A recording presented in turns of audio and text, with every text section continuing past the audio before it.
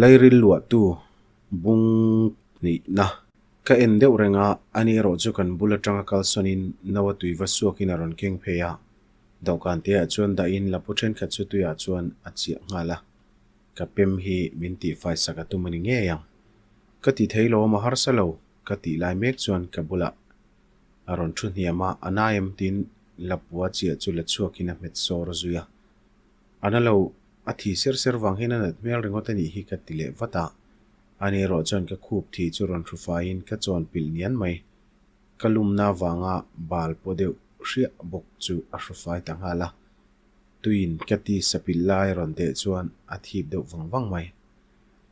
damdoi nei mai ti fai nge ngei tur te phun chung hian ka hliam a hruk fai chu thlek deuh wangwanga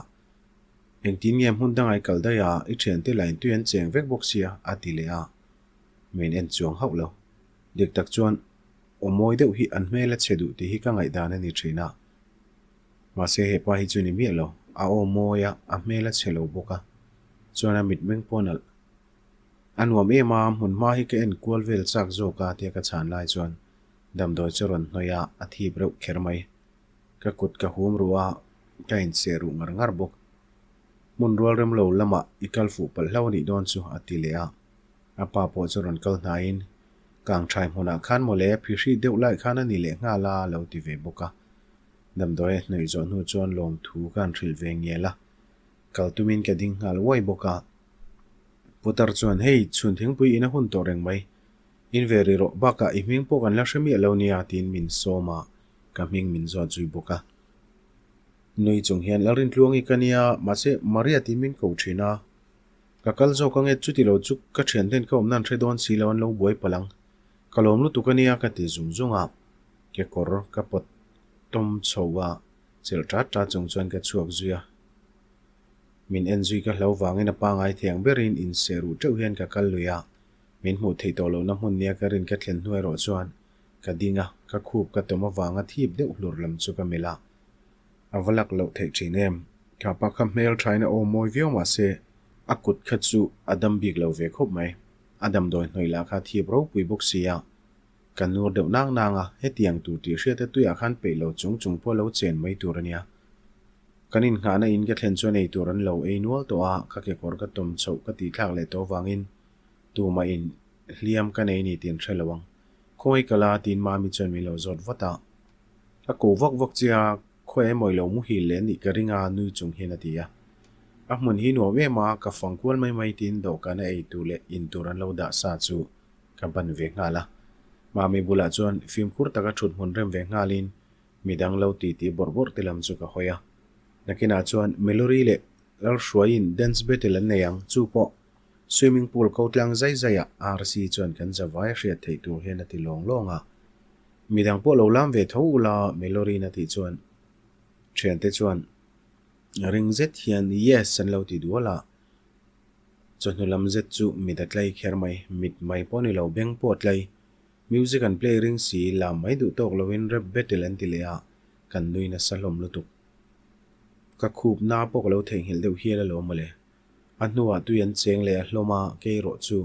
an hmu lo turin ka in thiar fi hlim ta daya chumi ma chon ma mi hne nai ro ka khup ka ti pil pal thu ka hril ve tho dar thum le chan ve vela choi kan siama uzama te chomi siam che tui khermai ka du zong takani ka itamin ka puar khermai boka kanei kham nuwa ka pum ka chul ringot chole chome ka nei bang nuala uzama ten payan tum deuh thuta ma se ka loin rol ta vata kan te lai tang to in kanu hian chole chome ei bang pai aphal ngai lawa khovel hun thanga ei tu nei lo tam takanom lain kenin ei tur kan pai mai tur ani lo kan ei tok chia kan lain kan suak thin tur ani hati thina chu wanga kan chole chome ei bang chu pai phal lo kan re ngani I huanen kol tu te pa fa khanan ei duang pai ngotai chuan peila ka ti chon mak ti mel deuh hian min en deuh hu loma engtin nge chung ti chui lo hria ta pa fa mo van sher rille big si ve melori chon ati longa a hau e mai va pe thoi jok tiang u atla mai don tin ma mi chu kamit mei zawa ani po chu local vatin kanei bang bela kan suat churon ban ngala anin bulkan thlen chuan pangai thiang berin ka kal lui le a kongka loin hon sa wangin ki kher loin ino me mami chuan a ti nga la putar chuan a lo chhawn vata min hmu ve le Maria enge ni ta i ke kha zia deuh to em wai enge nin ron chawi tak vu vu a lo ti a ke chuan thilom dan chu ka soi ta thuaya mami point min lo soi pui ve vat bok in fel hle mai atam tham bok sia in zara chome tui deuh kan me don juk nia ke ni pa fa rengot phe chuan kan ring rei khopanga ti du a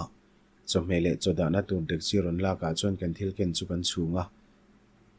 mami dil chut tapek chuan kapu in pa fa chawin moin oma avakhor thlak duam ve lo ti man hwa kamel deuh ral naina zot to tho bok sia omziom to lem lo zot vel mai te se a hobik nang mole nia kong le lam zonga ngai to chona kho har thlaka ma se kanom na rei ve deuh to nen kho har pu hei kan theta meu lo nui chung hian putar chuan lo ti a anin biak rei ka hlo wangin keloin rol tawata kapu kan kal to mayang tui deuhin lo ei don nia tin mami chu atong long longa ati ti tui ve thei bok si kanom rei hlau chuan thian ten zaum a ma te chiam to si lawa ole kan lo ei tuk donia in fel lutuk alo ti ve boka mami chu melin ka chuak nga la ani point min zui ve ngal mai bok miron naya I minga hria I kena po hria engtin nge in hria ta ti in dil chut le hria chak mel tak hen zo na min zo zui nga la ke po chuan ka chunga thil thleng chu toy fel takin ka hril ve mai bok ani afa pa chui muwa enge an na mel thaim a o moyem o moi ngai na ve sia ti le peka arin lo deuh tur hian moi lutuk a mel po tha ma se abinga ngonga ami ta kal deuh bok tin ka chang ta daya ka chana wang chuan ka kut veila ma sik lok zuya a star hi mi ta kal ral thina chu soi sakna nan hmanga adu lo ve thei emani thileng kim kan ti fel nu chuan ho turin bas da na lampan chuan kan kal ta thlia ya thla han lak po acha kom te reng nen phone ka nei ve tlat lo kanui ne la phal lowa college kal huna I nei chawang school no pang ni lai chuna ngai lo in lama mo tak lo ti tlata ka ngen lui ngam lo ani thian te ro chuna nei deuh veka min mammo a min bedu ani chuan kanu phone a minon be mai thina ma se he mini ber kher hian phone ron kenga loi pon lo om lowa LB le roi ro chuan kenga LB phone in voi khat kan vain thla chu kan la ve boka hetiang lam hin ngai sak lem lo nin ka hria hokonga hla an playa kan zom ve dual la ke pos ka zai ve na salutu za hi chu nuam ka ti ve a mi tiang in thiam se su lo mai la nuam ve hrim zan ka chu kamomanga kan lo picnic le a one and go to for pa kha chiang je thian ke lo hmuwa kaloi ngai zong deuh le nga la ka har chon mak ka ti kher mai ka ngai tu ngai zeng poni hau si lawa a mela chu chiang je tin ka hmu bok si ma se ka han ngai to le chuan kamomang chu ka ngai deuh vong theinia ke hian ke lo ngai zong ru dewe moni hial chule ro asur to ngai lo wangin sarmanu na motora po kan chuang ngai talawa min hui chuan kan bula ron ding ve zia tho nine kan lo hnial ve zia thung a phur thin la khan la ron phur zau thowa kan hnial thin chan po ania ane lom lo e mani khatiang bula chuan ai kha chuan kia kal mai hi nom zo ro la su to bok si lawa ke among changa kal chung chuan ma mi chuan kumin Christmas su ko va pe lo tak noin champhai lama mana rota ka pi dam thawak bok si lo nen ka hu phur lu to ka tia champhai te chu nuam ngot zo kang chu bo ruak vel a Christmas rui bikin ka ringa sin ke lo tia aruk tak chon ma mi hi ka ot viau an chung ko nen kal dialanga apa in zu in ve bok si lawa a pi po lo dam thalo ma se apa zuin lo na chu ko shrimani nuina dam rei to lo ring de niang baka mino cha ve shrimma atar ve to boxia mino hrele pek to lo hialani ka ring mami chona tilia nang te chu 11 nei ni chu ke chu ka pi te pani le ka pu te panin thi vek to a pi le pu te neya an hena pangchang taka la om ve the te ka cha ka sin chu wangin hu phur reng su ipi ne la dam pui bik chenia ka ti ve thunga andi kani ka pi mo ka pui mo chule dam se chuan kapa zu in thui ka shilanga ka zil tir tong adu zongot lam ngai to lovin ke nia chung ten thong kan ti le ti lo tu te ngai to tel turin ka zil tir nge yang class a chen te jinga kom hian kan in chung ka ngai to run lem lawa ka hlim ve thei mai thin ina ka ho thlena piang hian lim lo ruk na he meron tuam hal ji a ka hlim lo na bel cha turin ka pa la ron nam ho je bok afa patlang wal chu ni la chuan ka zil ve nga manga kanu point shoma ti ti ka shareng sia ka khongai ni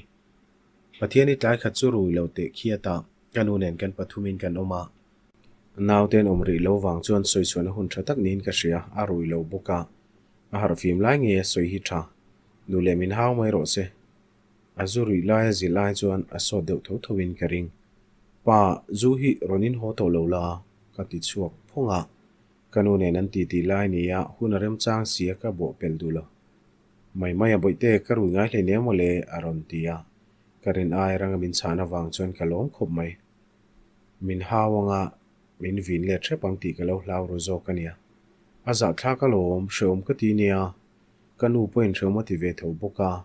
baka zuin chu hlok lo we aza thlak baka tu lo takam sum han ral na nia ka ti le a min chana khan min ti huai sentlet a huat ka ring khania ho omin om si lo nia boite soi chu dik chi ama po in ngai lawa kan chung ko po hen nuam kan ti zui in hian boinai siam chu ka ti lawa ma se chungril hi nuam lo thina sim dei ro alo poini om thei ti ka hriania kanu po chana lo ti ve boka boina ka siam lo nu bo nu te kaina nga ngai mai ro u mi ti angin ka in lawa ka rui boi ve ngai lo kaina wang hen sum ka lamang mi lo nia thian the min khilai char char ani ka in ni ka pa chana ti le a lakina chuan an khilai reng thei lawang che atiran khilai che a anuai taksai na mo tak nu a chuan sum sian ral na thatak ania tuna hi chuan ila sim thei chiang ani ka nuina ti le chuan ke po chuan nia zuina in le thuna chi chuan simi tumanga isim thei to don si lawania ka lo ti ve boka angol ka veidon lo lau thong du su ka du hun taka ka ngei chat mayang ka pa chuan ol samje thina lo ti a tho zui ngal da ya kanu chuan enjui wangwak pa chuan khati khani taksia mo kan pani yen bang lawa kan tong trai pu yang ai ni beidong mi lawa kan dil char char chuan hlotlin ni mel kan hunge yang atia kanu chu kan ena ka khongai reu lutuk ti thei vok om si lawa ka ngoi ta da ya ka ril roi ro chu shom ru khup mai ka pa ka nge ya kanu ka khongai ya kanaw tenen pa zuin mi nei he za thak shim shima a mai wan thak lo ve chiang e mani zirtomi zing tuk khachu sarmanu na motora kan chuang le tange nge a ading tlat si ya ma mi chuan atile tlat maya khapa kha lo thu ve le reng to a dik tak chuan sit ma hian thut ve mai thin turania engti zia nung lama thu ve zi nge mo ni le ain tilal ka tilo theilo sarmanu na le ma min ti mol mola ke ro chungoi rengin kabula thu si klau tak chuan ka thu at renga nakin dewa chuan sarmanu na chuan kan picnic chungchang chu ron soi chuak no la makkalo ti ru dewa thian te hoin an lo hrel ani nge yang anuam asin ke po voi khat ka kal to lom an hon hlim te khana nia tuna phi chuan nuam to watang ati chuan ma mi chuan rang ze thian nuam lutuk amuna nuam bok sia mariai phe chuan a fangkual na sa dewa a hoina sa deu niang a accident pha a lo ti vata anui zui bok accident po kani chi lo ka thingvuna tlia kani kha ka lo ti thunga chutia soi chuak chu ka du vak lawa kabula thu ke deu suk ka mu phe chuan ka thina tirim deu ringot thei wasemo sarawan nei lutuk huanen kol tu putar khana mulawa anina hruain tlangwani na khu hliam chu dam doi hnoi saka mami chana ti le zat zata ka nge wang le chutiang thleng a soi chu wang chuan amala chuan ka sikloka ana min sikher su adik renga lom sar kan chu ma nge in picnic liang u I hoin mami chuna la ti tak deu dewa kalo zak ru veng mai nel veu mai la kan zir ti tu nia hetilu tu kan nel ngam hi chu ka du zong ani velo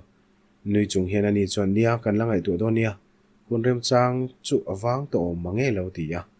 school kan thlen chuan motor train kan chuka kan classroom kan thlen ma deuh che hian maria tiamin kori ka hria da wangin ma minen chuan kan hoile dun wata alo tong ve theini hi hrethiam lo je thian ke ena chuta aromula ken lan chu ka hmu zuya ka romulang chiani nilo ka romulani ka thuna khan ka lo da le ringot aniang hai hot lu tu khi chu o aza thlak thei kan mu chian thei deuh turen romol chu ron keng sang le a mel le mit menga tang chuan ani zat mel reu hian ka hria ka romol alam chu ka pan phei ta wata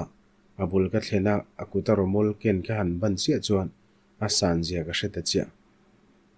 kalsan ringot to su tina ramol ken chu thla a ain hera motor lampan chuna kal tang hala kain seru na sakher mai lungoi lo zetin kain her zui ve boka long tur zo kani laina tong kam le mel landan khan min ti thin rim tlet siani atong lo lai khan an nelom lo le ni kha ma se atong chu ve che khan an nelom lo le zuala baka min lan nui zat zuya oi achiat lo si zia kha kan school lut ve angin kan langai zui za thlau lutuk ma mi chona lo ti sok soka henu takhi chu o ka thin rim zia hi hria se chuan he tiang hi soilo tu pang mole en reng su vur tlang ani kha vur tlang ka ti ngata classroom lam chu ka pan tang hala first period ta sarmanu na subject ani ya alo luta kan zir tu chu hla ni ya min siar tirin a hla thu har deuh lai ni a hriate min zot ngal boka a faki zona zolai chon ma mi chon ente sarmanu na ron phur zia pa kha ani nang ria vini hre velo mo sarmanu na hi ka en cheta ka pa ne kha nei nang ka ti thar tar yo mai ron ti ya a mel kha ka hre chiang ve vak lo ka lo chi lutuk bok si lawa ka soi ve mai theilo chuti lai chon ma vek chon ente athom no hak thin le kan uniform hi loi nang ve de urewa chu wangin kan lo hai mai mai thin lo ni chiang kan school lu chu ni theilo lom school no pang ni rual po ni to lo ati le a engtin ye chung te chelo ngai tu chule man ni kein ka ngai tu pha khau lo kan school lut ve a ka lo ngai char char mai sin alo upat mel veu to ti nai mani athil soi wang chuan ka tum me lovin chu tiang thil chu ka ngai tu kwal ta da ya kan zir lai po chu ka ngai tu tamie lo chun chola tiffin ka nei lai chuan rc chuan sarmanu na hi chu o nu pui nei lok ri lo se ka ti aron ti deuh phonga athil soi dan chuan ka nui ti zate ma wangin kan nui lo theilo a star ve sia kan zir tir tu ni bok nen midang kan zir tir tu ni lem lo chu ni se chuan a poi lo thei deuh tur ania ngoi tak ro kum thara kan pa suan huwa kan bem do nia thoveng ze thian melori chuan a lo ti ya kan nui zui le ta veka ka thi lei po ka hak tre pani a thoveng ve bok sia hanza ti ted le soi chu hre deula hi anei nga si lawa kan nui na sa thin re ngani rp chuan nia bialu nei lovin ka hria baka nupui po mamo lo ni to bik lawa iwan nei ngodang tin rc chu fiam zui zata inlan nei nuam si zau thabukania ti zom le zat boka oi ka chak to tin rc la chuan fiam thu vek hian lo thu tak bol boka nui hin ti za the ania hetiang hen star an nei hin in dem kuala ni om takhin an soya kan hlimpui ve mai thin reu bena kan class me pazinga ngoi choi ber pol fiam thuero du ve phian si kan tiffin ei na bula local chuan kan thil soi choron thaveniang pathloi ani hi star view du su ron ti tatlet maya phok deuh shu in oilo deuh tak hian kan en ngal thapa i hre chiang mo in lat zeize thian heleni chuan ati vata ani la chuan inga nge ka hriat lawang kan vengin anga lo mole ati le a oilo mel deuh kan ena wang chuan nuam ati lo niang classroom atang chuan a chuak ngal da ya kan ngoi deuh thap line a ve ni chuan aron soi chu ta ka chuan ani ka ring ta deuh an soi deuhin ka hre to tlek ta ti ve le a chuti ni chuan pathloi ani an ti si chuan a motora kan chuan pui ve zia kha a fa chu ni thei mai ngem mami point in anga ti kha ma se ani thei em don mani atlang wal to a sarmanu na la alopa chuang bok si lawa chuti angai to chuan mami chu ka ena ani point milo en ve chi a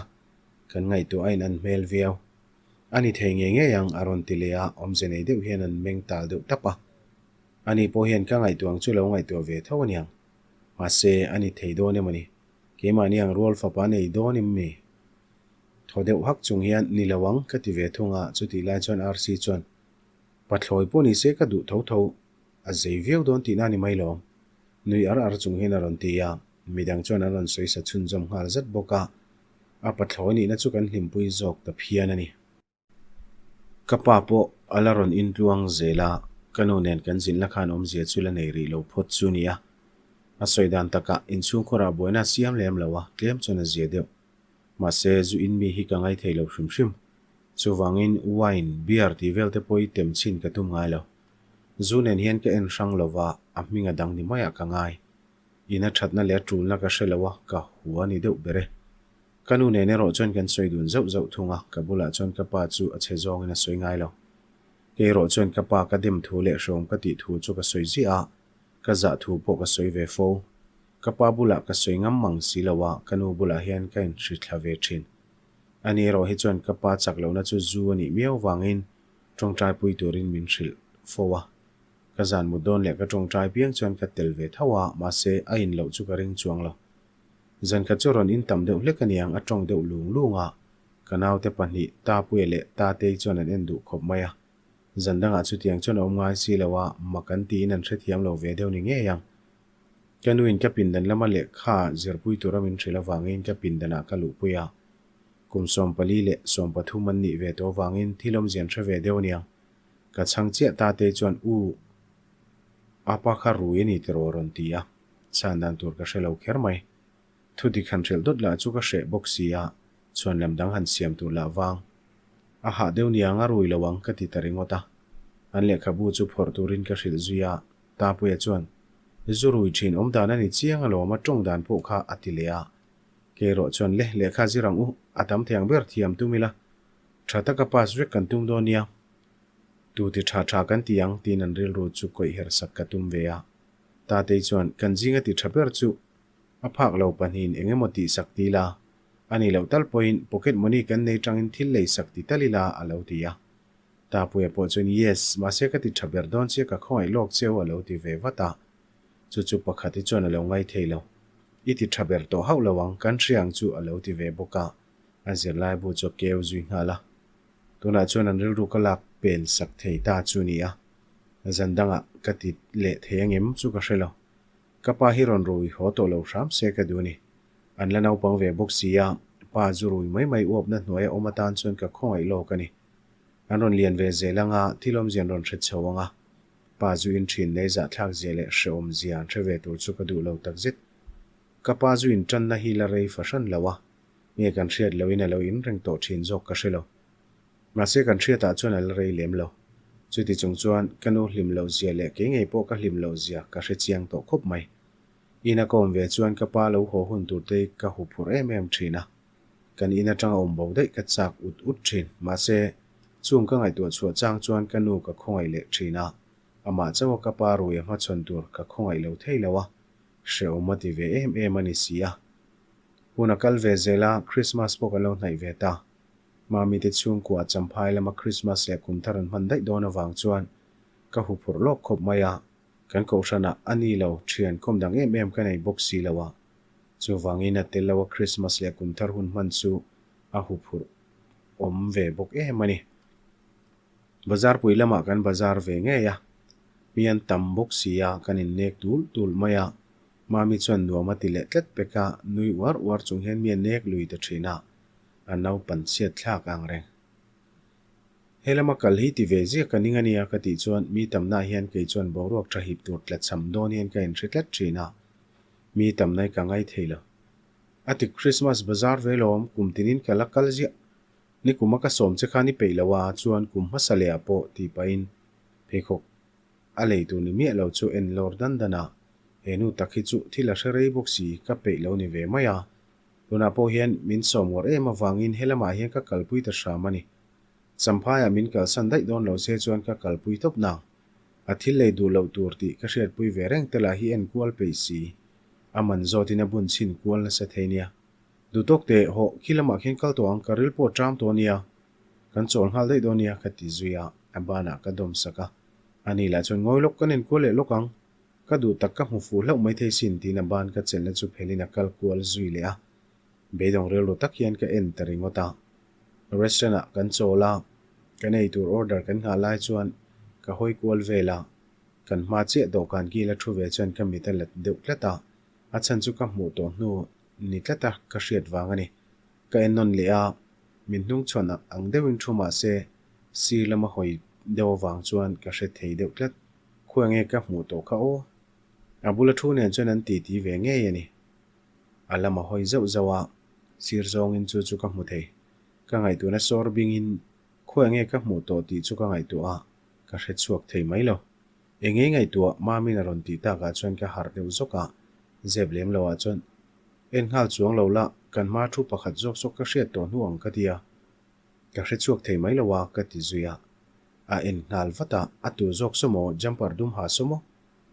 tlangwal chiat lo mel deuh hi chu I hmu fu thei mange min ti ta zeka abana si sakpa chon I tong ring lutuk en nga lo la ka ti mol mola ka ti ngata ngoite anu atang ringo chon hria ta hare mai ka hre thei mai bik lo ati lai chuan ka nei tur charon thlenga kan thil soipo chu kan ngai tu zui ta lem lo Maria ka thileina fok muam chung chon ka hoi chuak rang kher mai aw chu ka hre chiang lutuk tlat ka la hre tam lo ma se aw moi zet hi khoya ma ka hai to ngai lawang minon ena anuya anui mel chon engtin mon takhian minom tir ka muthut chia aron tilea chuta chuan ka ngai tu har ta thutani ka fok mom lai chu ka la thlata wata ka zak nu no kher mai a moi don lo ema nula ve puisi engei lo ti a biak dan tur ka hriat masak berani tlat ma se ka sei zo chia ka hre chuak le ngal tho ma mo lamina local ve te poni ang chu Christmas an hai to a thom no te poron en viang chu kapa dam doi tur karon la loka ti chon e ani chu adam thamo ka ti zata karil ro chung ri line thiam lo na ka nei zui ka hoi hom ve mel tu ka zak deu zo o dame ati zeta iku po kha dam travek tong chu mo ron ti ve le a aw moi ta ka wang chon ka tuiral lek lek in ka hria moi ka ti chi ta ka ni boxi ya o dam to e ka ti chuan a that chu tina mit chu len kuala in thil ei ka ti boire to cheu ka kalang e tina nui le varvara ke po chuan kan nui let ve bok anuwa ma mi lam ka voi chuan ngoi reng le che hau lo hian mi lo ena amit chu han meng deuh sor sora zona nei ti hriat tak hian min ena trong chuak mi chuang bok si lo khati khan min en kher chu ka hril don che